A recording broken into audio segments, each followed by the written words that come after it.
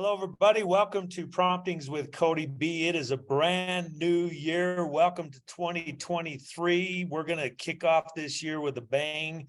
We've got an incredible guest on today. Her name is Traca Savadogo. My goodness, what an incredible interview this is. She's best known for her TED Talk that's titled Why You Should Talk Regularly with Strangers. And she did this talk in the fall of 2019, and shortly thereafter, it was promoted by Tim Ferriss to all of his followers, and she kind of became an instant sensation after that.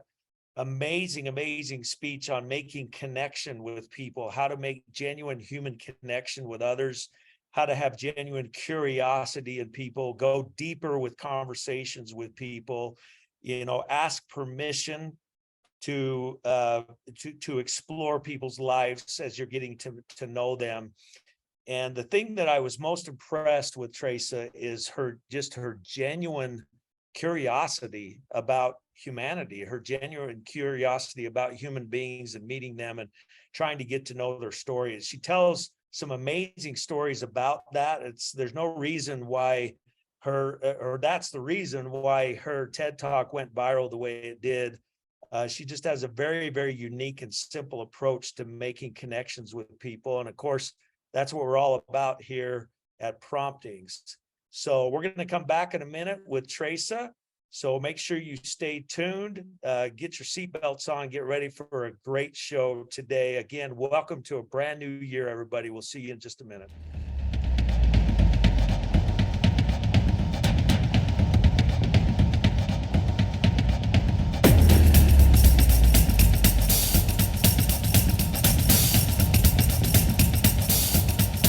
There she is, Traca Savadogo. How are you, my friend?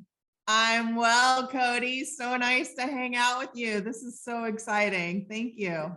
Did anybody ever tell you that your smile matches your glasses? Like your glasses smile just like your smile does, and it all blends together so beautifully. It just cheers us all up. You know what? I intend to bring good energy. And so I'm so glad to hear that. Well, you're doing it. You are certainly doing it, bringing good energy. We're so excited to have you on the show. My goodness, your kind of claim to fame where I got to know you very well before I ever met you was listening to your TED Talk, the TED Talk, Why You Should Talk Regularly with Strangers, which kind of catapulted you out to the whole world. And now everybody's coming to you for speeches and all kinds of things, all off of one amazing speech, by the way, that you gave. So just right out of the gate, I encourage all of our listeners to go on YouTube and look up Traca Savadogo. We were working on their last name pronunciation, Traca Savadogo. Just look her up on YouTube and check out the TED Talk titled Why You Should Talk Regularly with Strangers. I had the opportunity to listen to that prior to the show. My goodness, Traca, wow. Here's what's interesting is you have a very unique approach on the stage. I noticed that immediately. Like a very unique approach that's a lot different than a lot of other speakers that you hear, and very impactful. You were very real, very authentic, and it was like when you started to talk, I was invited into your front room to have a conversation. Like I just felt so welcomed by your approach. And I don't know if that's just something you come naturally by or if it's something you practiced. But you inspire people to make connection with other people. That's what the talk is about. But boy, the second you started speaking on the stage, I felt connection with you. So congratulations, that's a gift. That's a powerful gift you have. Thank you so much. I think that a couple things that tie back to that is, one, I'm from the Midwest. My dad was a traveling salesman, and the phrase in our house is, I've never met a stranger in my life. Like, friends are strangers you haven't met yet before. And the other thing is that I worked in the hospitality industry for a good part of my life, in my early stage career. And so making people feel welcome, making people feel like they're a part of the process, and that engagement is really important. And then a key takeaway when I was writing my talk, of course they pair, one of the things about a TEDx talk, I've been approached by a lot of people who say, hey, I want to do that. And so here's a nugget, is that a lot of if you work with a bigger TEDx, they'll actually pair you up with a coach.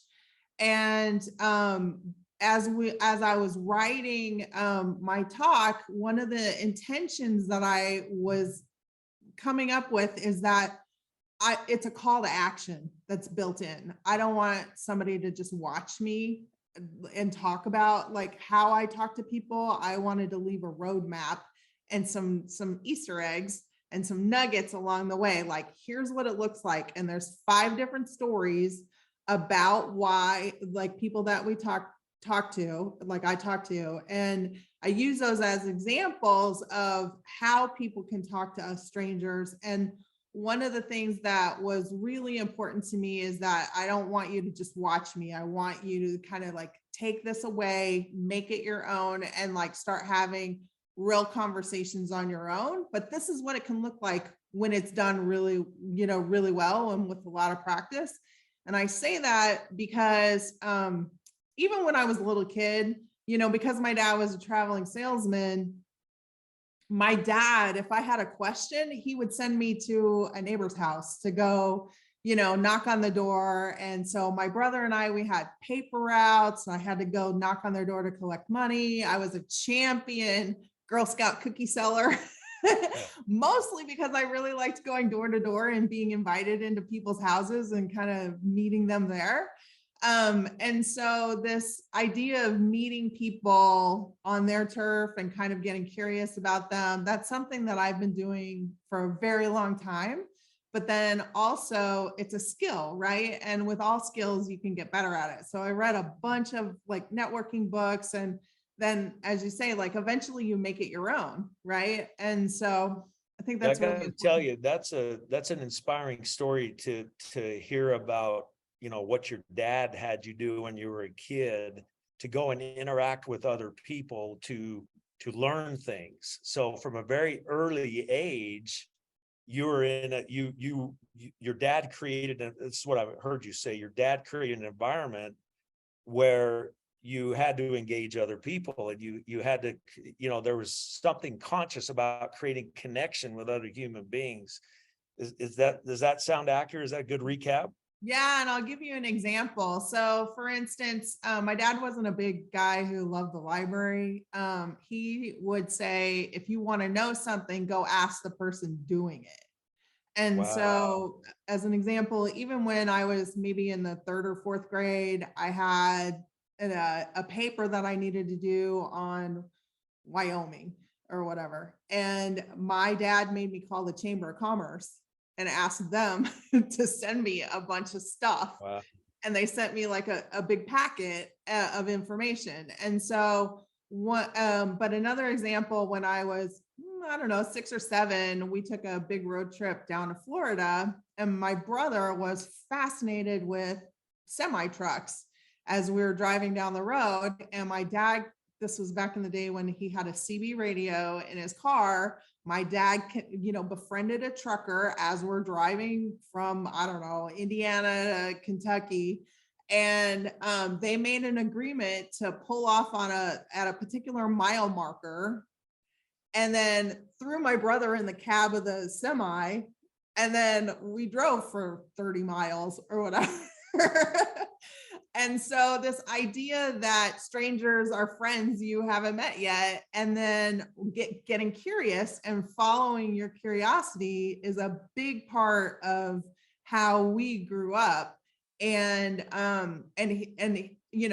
like if we went for a drive, and I loved horses when I was a kid, my dad would stop at a farm that had horses, meet the owner, because the owner's like, why is this person driving in my driveway? And, oh, my daughter really likes horses. Can she pet them? And then he'd slip them $20 and say, hey, why don't you throw a saddle on that? She'd really like to go for a ride. And that that kind of thing is how I grew up constantly doing. And I didn't really quite realize how special that was. But I've since realized to double click on that. So for instance, if I'm reading a book and I have questions, I'll reach out to the author. Or if, when I wanted to, we were talking before the show about some people that I've met. Well, I tell you, it's again, you talk about this in the speech, get the rest of the story from people. Now I'm getting the rest of the story from you as to your upbringing.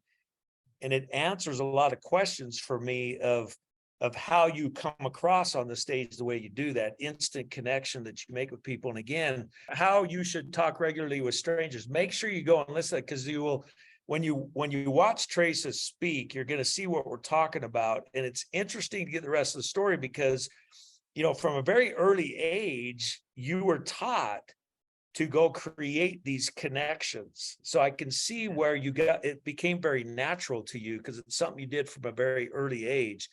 And when you watch the speech, folks, I'm telling you, you're going to see exactly what we're talking about. In fact, I had a lot of really, really cool takeaways from your speech. One of the first ones that really hit me, you told the story about the woman you met that had the scar. And one of the things that really hit me is when you said, "Can I ask you about your scar?" And then later on, you talked about the importance of asking permission to ask a question or to ask about them. And that really hit me because it was like, what a way to break the ice. It's like, it's very hard to offend somebody if you ask them permission to do something. So it really caught me as a great golden nugget for me to learn from. So talk to us a little bit about that. Can I ask you about what a great way to approach somebody when you want to get to know them? Yeah. So the story is about a woman. She's since become a friend of mine. Her name is Jana. And Jana had this big gnarly scar on her chest, but she wore a V-neck shirt. And so a lot of times people who have injuries like that, they're trying to hide them. And she wasn't trying to hide that. So I thought, oh gosh, that says something really special about her and her approach to this. And she is so she ended up, she had the flu and she ended up having heart surgery, and she ultimately ended up needing a heart transplant. And what happened was, the thing about the scar that I thought was really interesting is that she wasn't trying to hide it. She was making it a part of her story. Right. But to your point about asking questions, what I've learned, a really key thing about asking questions is, so I can be a heat-seeking missile. I'll notice something. So I'm a photographer too, and a writer. So one of the things that I do is I'm always like kind of studying things in a way that I'm not missing the details, right? But one of the things that can put people off a little bit is when you notice something that's so deeply personal to them that they don't even realize that you're paying attention to. So what I've come to find that's really helpful is to put bumpers on your question. Hey, I'm curious. Can you tell me about that thing? Or I'm wondering, or, oh, that's so cool. I have a friend who does that. What's your story around this? Or what's your take? So that bumper really kind of helps the medicine go down. It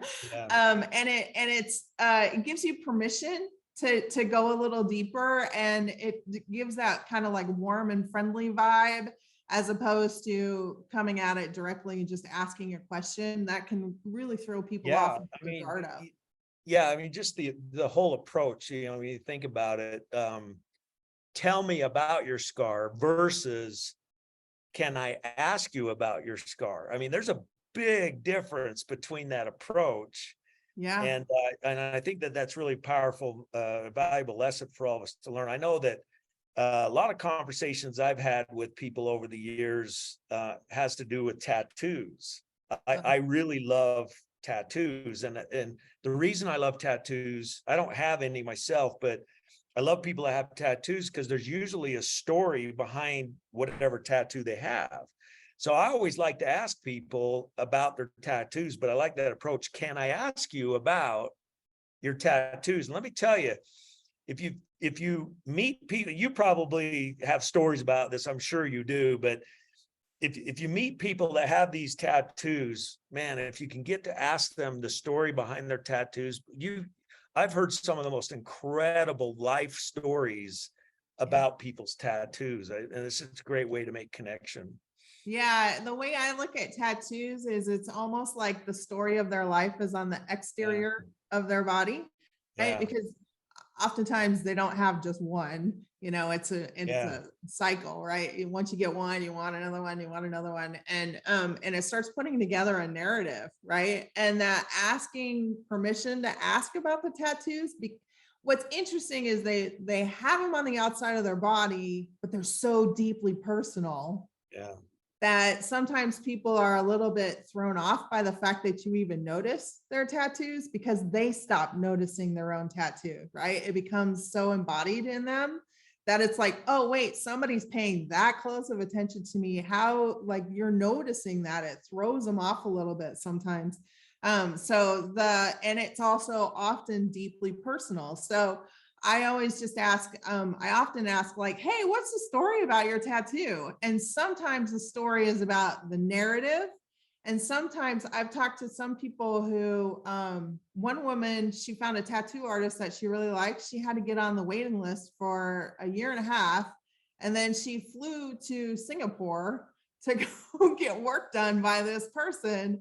And since then it's become this big thing for her to have a collection of this guy's work, and so even just how they get it, where they get it, like, it's not just about the story of the tattoo itself, it's like the motivation behind it that's also really interesting.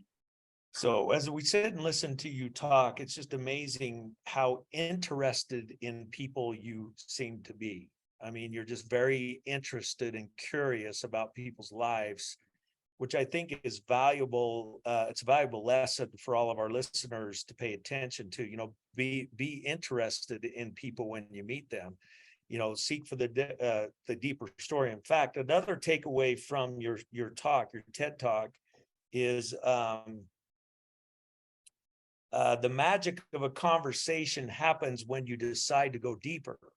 That was another real big takeaway. I had to pause and write that down. The magic of a conversation happens when you decide to go deeper. And I think that ties to your curiosity. You're just genuinely curious about people, and you make a conscious decision, and you teach us in your speech to make a conscious decision to go deeper with people. Talk to us a little bit about that. Yeah, I think that's really important because ultimately everybody wants to be seen, they want to be heard, they want to be valued. How often does that really happen? Yeah, for right? sure. I mean, I'm having the experience right now of somebody that's paid deep attention to my talk that I did almost 3 years ago. And I'm like, wow, this is really amazing. I worked really hard on that talk, and I'm loving that somebody is paying that much attention to something that was important to me. And so, and I think that we have the opportunity to do that for other people, right? That to me is the gift of humanity. And so what are you noticing? What can you bring into the conversation? How can you go deeper? So for instance, like, one of the things that I love is even just noticing people's background, right? Like, you have eagles in your background. What does an eagle mean to you? Yeah. Like, seriously, what does an eagle mean to you? Yeah. Like, See, obviously it's important. Yeah, see, so you can tell how well trained you are on doing that. You naturally notice things around me. And those that know me in our environment here, eagles, I do have a big story around eagles. In fact, we have a direct sales company called Promptings and send out cards, and the top rank is actually called Eagle. And there's a real story behind that. In fact, just to tell you, we started the whole Promptings movement because long time ago, I had a prompting that I needed to go say bye to my brother before we moved away from home. And I ignored the prompting and we moved away. And 2 months later, I got a phone call from my mother saying he had been killed in an accident. So I had ignored a prompting to say bye to my brother. I'd never get a chance to do it again. So I made a promise to my brother that I would act on my promptings when I got them. And usually a prompting is an intuitive thought to reach out in kindness to somebody. That's usually what it is. And so I just promised him, hey, when I receive these promptings, I'm going to act and I'll try to do all I can to help as many people as I can do the same thing. And that's where that's the story behind promptings. It's the story behind send out cards and what we do. And so I told that story all over the world and in over 300 live events all over the world over the last 18 years. And my brother, when he passed away, he was 29 years old. But the legacy that he left is that he was in the Boy Scouts of America program and he became an Eagle Scout. Oh. And then he became a Scoutmaster and he helped 29 young boys earn their Eagle Scout badge. And he did that before he was 29 years old. So that is the reason we created Eagle as the top rank in honor of my brother, Chris, who was always an Eagle. So in fact, this Eagle you see right behind me, down on the bottom of it, it says always an Eagle, which is something my brother used to always say. When a Boy Scout started in his scouting program at the lowest rank, he would meet with the boy and say, I want you to remember that you're an Eagle and you will always be an Eagle. So he was planting into the minds of these kids before they even started that they were Eagles. And then he would coach them up through the ranks until they became Eagles. So, and then every time they gave the badge to his scouts, he would give them a pocket knife that had it inscribed on it, always an Eagle. So always an Eagle is a big thing with me. I mean, I have it all over the place. That's in memory of my brother. So you asked, I told you the rest of the story. So that's kind of how it works. Well, and you know what? I love that. One, now I'm curious about Eagle Scouts, right? Like, because I know that's quite an accomplishment. And so now I'm like, okay, I can't wait to do some research. What's an Eagle Scout? But I also really love this idea of planting seeds. And I think that that's something that when we talk about meeting people and seeing the greatness within them, oftentimes they don't see it, right? Or they don't have enough people recognize that. And so how do we plant the seed of greatness in people or like call out something amazing that we see about them?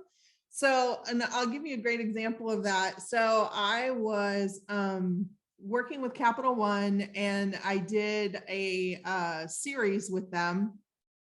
And I curated the group and I had a friend of mine, she was doing the instructing about, money and wellness and all this kind of stuff and the mindset around money.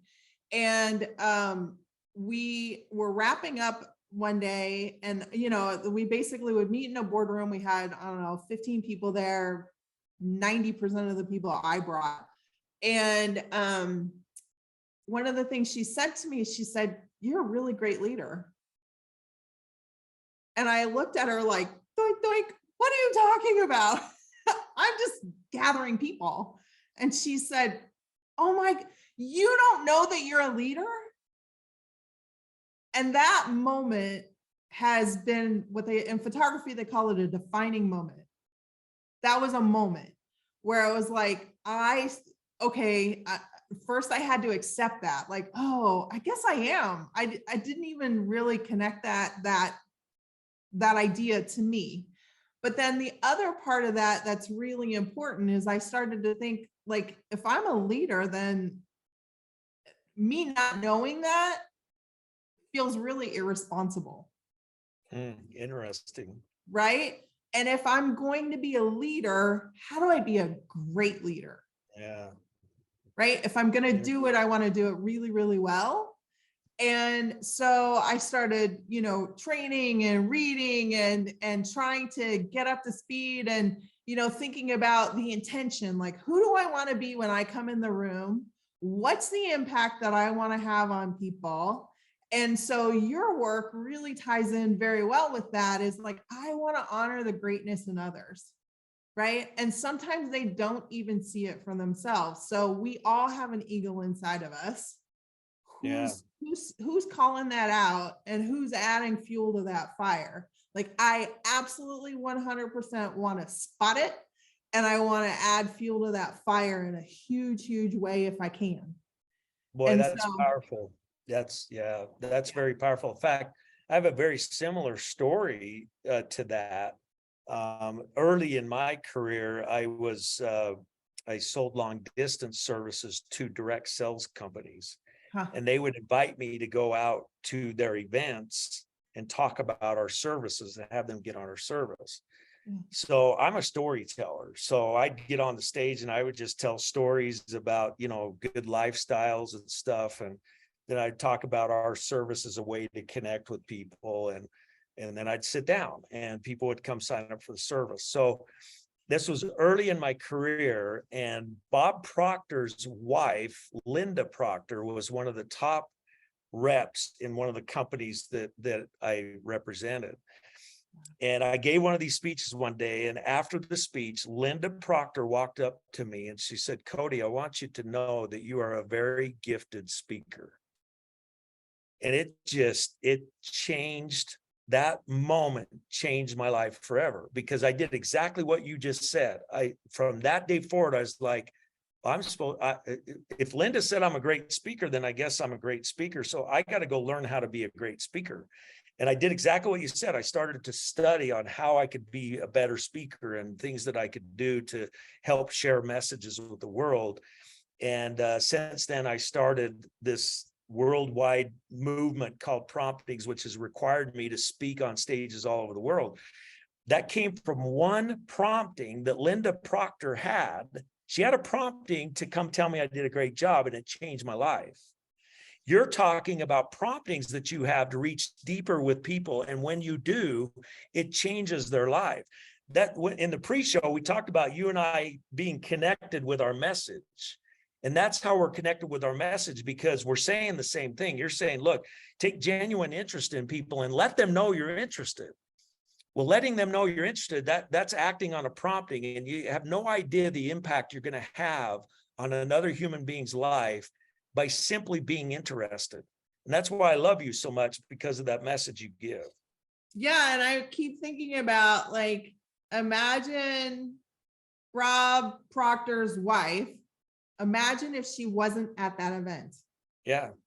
Imagine if she never saw you.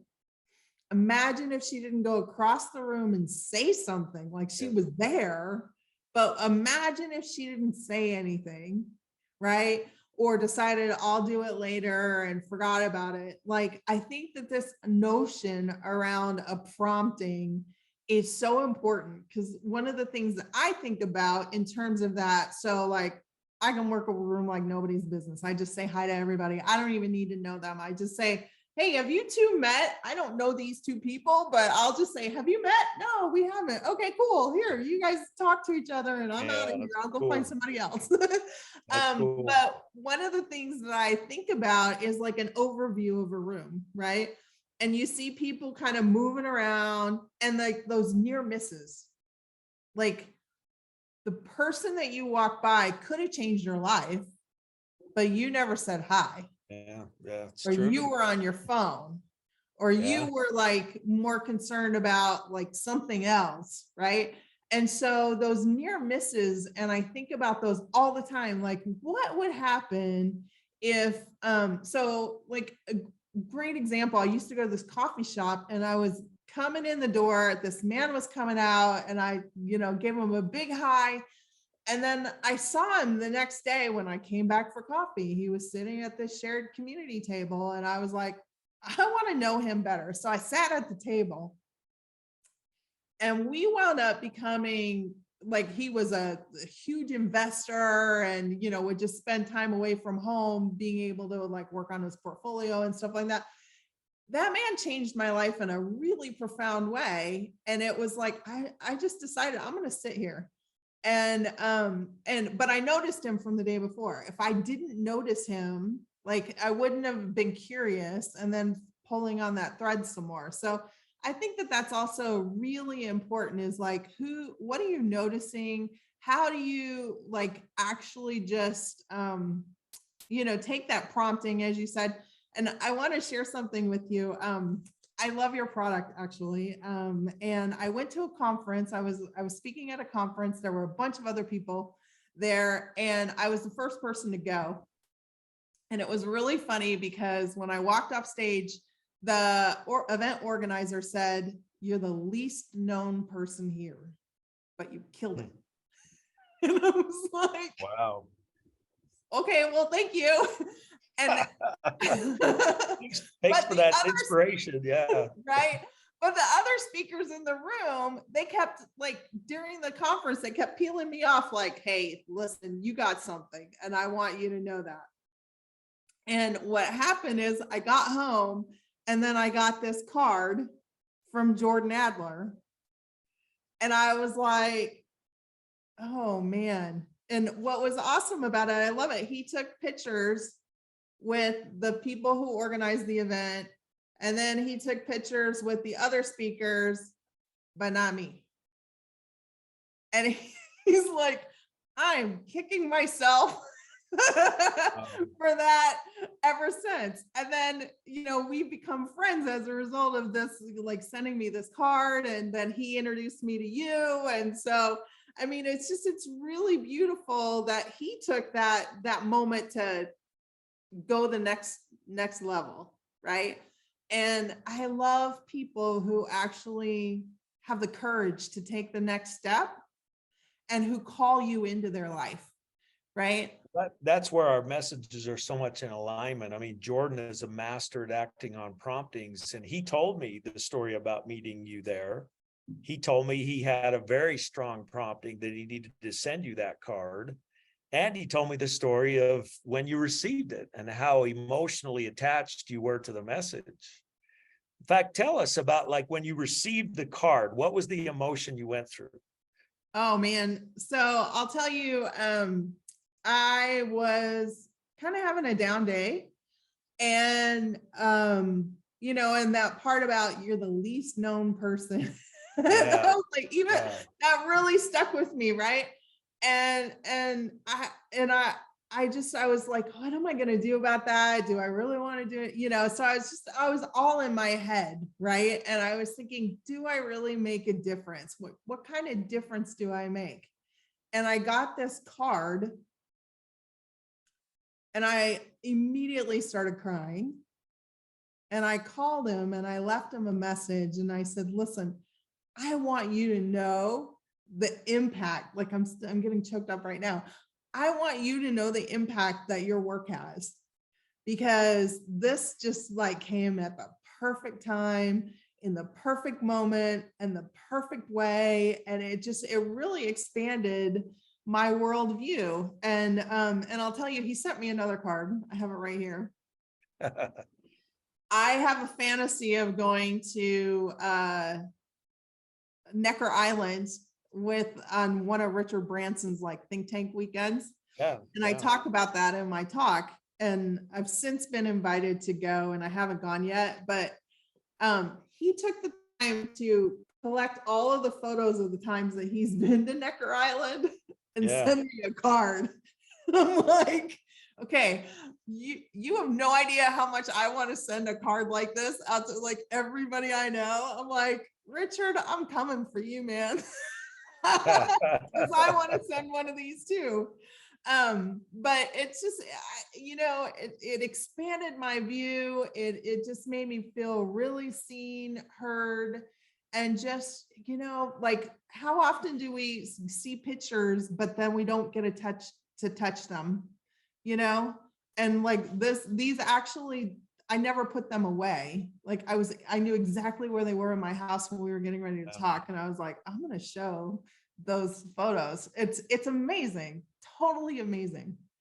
Well, thank you for sharing that. I appreciate it very much. Yeah, that's what we do here. And again, that started back in 1989 when my brother passed away. I made a promise to him that I would act on my promptings and help others do the same. And it took us a lot of years to figure out how to do that. In fact, when that whole story happened, it was pre-internet time. The internet really wasn't even out yet. So there was really no simple and easy way to act on a prompting, that would leave a lasting impact.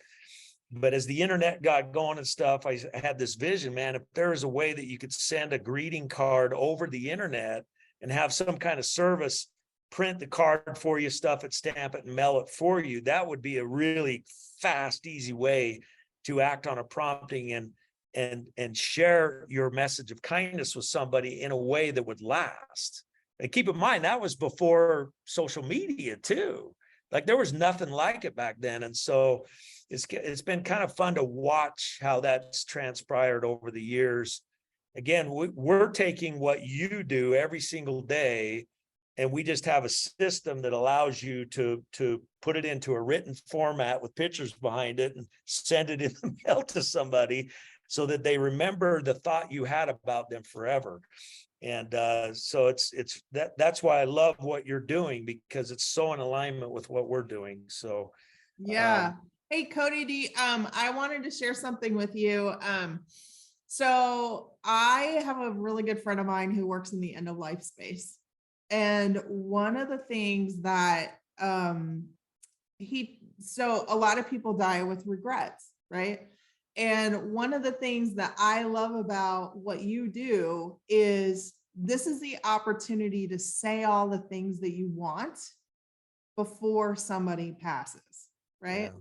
Like, how can you capture everything you'd want to say at a funeral? Like, it makes no sense to me that we say the best things about somebody when they're in a box in the front of the room and they can't hear it, right? So I love taking a moment to even just go through my own mailing. Like, so it's not about just me meeting people. It's like, how do you maintain that, right? And how do you like create something special as a result of the initial connection? And one of the things that I love to do is send letters and tell people like, listen, this is the impact that you had on me. And this is how I am not the same human being that I was before I met you. Wow. And I encourage people, because I worked in the end of life space. People can die, like as my brother died suddenly too. And you never know when you're never going to get that chance again. So I would encourage people to take an opportunity to say all of those really awesome things about people and just like think about it like a treasure chest. Like, I'm going to put it all in one letter and I'm going to send it. And I mean, and we're in the new year, right? And I would encourage people to say, can you send one a week? Like just one, right? One. Yeah. Over the course of a year, that's 52, right? Like, talk about 52 people in your life knowing exactly how you feel about them. What a gift. I love how you do that. You, like you said when we started the interview, you like to have calls to action when you speak. You just did it again, 52 messages a year. In your speech, you talked about meeting people on average 3 times a day. I mean, that is a specific call to action. Go meet 3 people a day. And you did that for a long time, which, I don't know, you've probably met thousands of people just because you had a little routine. Yeah. And I think I love what you said in your book about habits too, right? That they become habits. And my intention is to meet 3 people a day. Sometimes I meet 30, 50, like if I'm at the right event, right? I meet tons of people. And so how the question that I started asking myself is like, who am I calling into my world? And how can I be more intentional, more purposeful about the people that I'm calling into my world? So, if I wanted to write a book, can I talk to an author? Like, is there an author that will, I can hear more about their experience? But again, this is like ACE networking, right? Like, be more interested in them. Like, I'm so curious about, I love Malcolm Gladwell's books. I'm so curious about everything that got edited out. Like, what's on the cutting room floor, right? And what does he read on a daily basis? I'm so curious, right? But and so extending that curiosity to people that you actually really want to engage with, I think it's so interesting. To your point, right? One of the things that I also really look at is when somebody dies, like, that's famous or whatever, and people go to social media and they mourn them, and I always think, did you ever send them a letter? Did you ever reach out to them and tell them exactly how much they meant to you? Like, you're sad now, but you had a shot. Yeah. So like, I was telling you before we got on about, I was at this dinner party, and these friends of mine were talking about how, if you could have dinner with anybody, who would it be? And Anthony Bourdain's name kept coming up. And so I went home that night and I followed a prompting, and I was like, who is this guy, Anthony Bourdain? This was years ago. And I found an email for him, and I sent an email and invited him to dinner, because we had these regular dinners and they were completely epic. And I got, about a month later, I got a response back, and his producer wanted to come and film one of our dinners. And I was like, okay, cool. And so that prompting led to a whole host of things, including having dinner with Anthony Bourdain. And it's just like 8 of us at a table. And, now he's gone, and I will have that memory for the rest of my life. Isn't that something? What a great story. Just incredible. Well, I got to tell you, Traca, you are the master of human connection, and it's wonderful to see. I love your stories. It's just amazing to be able to connect with you on the show here today. Just appreciate the time and effort that you put into being with us. I always like to close the show by just giving you the floor. I've been asking you questions and whatnot, and just give you the floor. Any final words of wisdom or thoughts or stories that you can share with our audience? That's how we'll close out. So the floor is yours. Well, I think this idea around missed opportunities and regret is a really big one. And even just thinking about, who would you be really sad that you didn't get a chance to say goodbye to, or to say something like, hey, you meant so much to me. I get up every day and I think about, like, who made an impact on me? Why do I do this thing that I do? Oh, that's because Patty taught me. Or why do I do this thing? Like, I gave a talk the other day, and it went really well. And the very first thing I did was email the people that had helped me along the way to try and figure this thing out that I was working on. And so, I think that we all want to be appreciated, and we all want to have other people add fuel to our fire. Who is actively adding fuel to your fire, and how can you tap them and let them know? I think so many things go unspoken. And that's where, like me at having worked in that end of life space for a while, one of the things that I realized is that the regrets that people have at the end of life are all the things you didn't do, all the things you didn't say. Well, today is that day that you have the opportunity to say those things now and not live with that regret. So make a move. It's on you, Absolutely. Traca, thank you so much for being with us today. Appreciate you so much. God bless you for all that you're doing in the world. Keep doing what you're doing. It's what's cool to watch people like you is, I talk about having inner promptings and outer promptings. The inner prompting that we have is that inner voice that tells us who we are. The outer prompting is what we do with who we are. It's how we reach out to other people.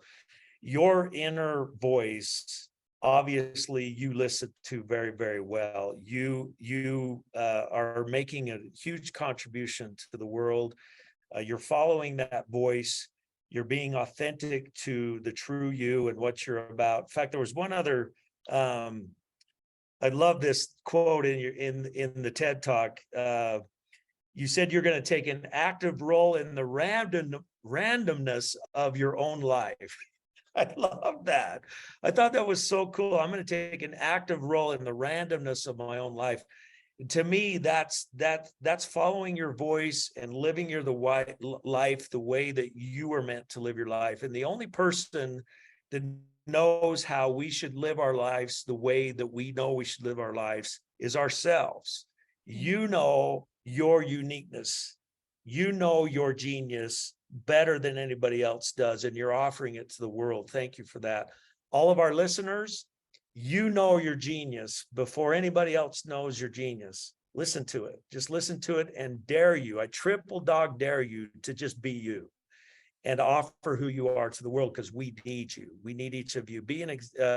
Follow the example that Traca offers us. And again, God bless you and thank you for all you do. Thanks, everybody. All right.